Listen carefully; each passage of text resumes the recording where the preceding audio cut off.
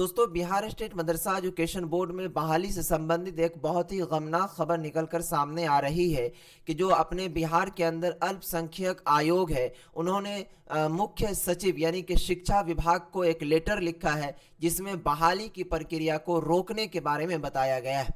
दोस्तों, आपके पास ये लेटर शो कर रहा है। पूरा लेटर आपको पढ़ते हैं और बताते हैं कि मामला क्या है। बिहार राज्य अल्पसंख्यक आयोग, जैसा कि आपको मालूम है, अभी इनके चेयरमैन है जनाब गुलाम रसूल बलियावी साहब। इन्होंने एक लेटर इशू किया है। लेटर का तारीख देख लीजिए, 26/8/2025 का है। सेवा में इन्होंने लिखा है अपर मुख्य सचिव शिक्षा विभाग बिहार पटना को। अब दोस्तों देखिए, इस लेटर में क्या कुछ है आपको हम बताते हैं। इस लेटर में बताया गया है कि बिहार राज्य गैर सरकारी मान्यता प्राप्त अनुदानित मदरसा संघ प्रबंध समिति गठन नियमावली 2022 एवं अनुदानित मदरसा मौलवी स्तर तक शिक्षण एवं गैर शिक्षण कर्मचारी नियुक्त एवं सेवा शर्त नियमावली 2022 के क्रियान्वयन पर तत्काल प्रभाव से रोक लगाने के संबंध में। अब दोस्तों पूरा लेटर को समझिए। कहता है कि उपर्युक्त विषय अब्दुल कय्यूम अंसारी, सचिव अंजुमन तरक्की उर्दू बिहार पटना द्वारा प्राप्त आवेदन पत्र छाया प्रति संलग्न, जिसमें उल्लेख है कि शिक्षा विभाग के पत्र संख्या 1584 दिनांक 20/6/2025 के माध्यम से सचिव मदरसा शिक्षा बोर्ड को पत्र भेजा गया है। पत्र में यह वर्णित है कि मदरसा से संबंधित नियमावली के विभिन्न नियमों की वैधता को चुनौती देते हुए याचिका संख्या 9230/2022 माननीय उच्च न्यायालय में दायर किया गया है, जो विचाराधीन है।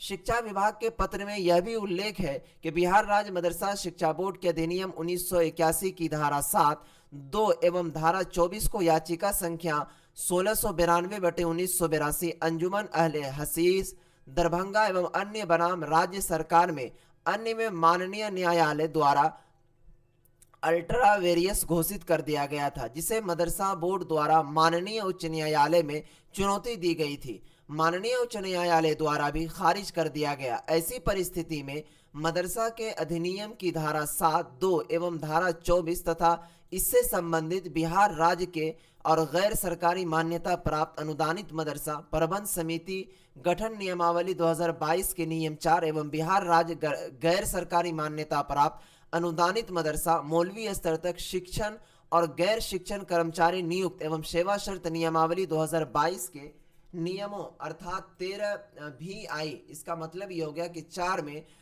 विद्वान महाधिवक्ता बिहार के वैधिक परामर्श अनुसार संशोधन की आवश्यकता बताई गई है। तदनुसार संशोधन प्राप्त कर बिहार राज्य मदरसा बोर्ड के सहमति अनुशंसा की अपेक्षा की गई है।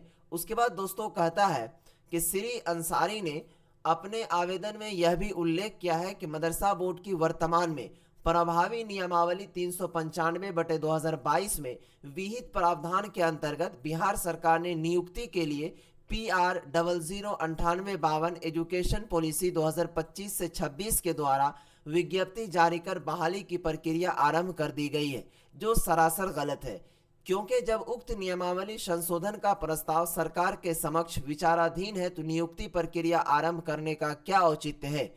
अतः अनुरोध है कि आवेदन पत्र में वर्णित तथ्यों के आलोक में बिहार सरकार और राज्य गैर सरकारी मान्यता प्राप्त अनुदानित मदरसा प्रबंध समिति गठन नियमावली 2022 एवं अनुदानित मदरसा मौलवी स्तर तक शिक्षण एवं प्रशिक्षण कर्मचारी नियुक्त एवं सेवा शर्त नियमावली 2022 के क्रियान्वयन पर तत्काल प्रभाव से रोक लगाने के संबंध में यथाचित निर्णय लेने का कष्ट करेंगे। अब दोस्तों, इस लेटर का क्या मीनिंग हुआ समझिए।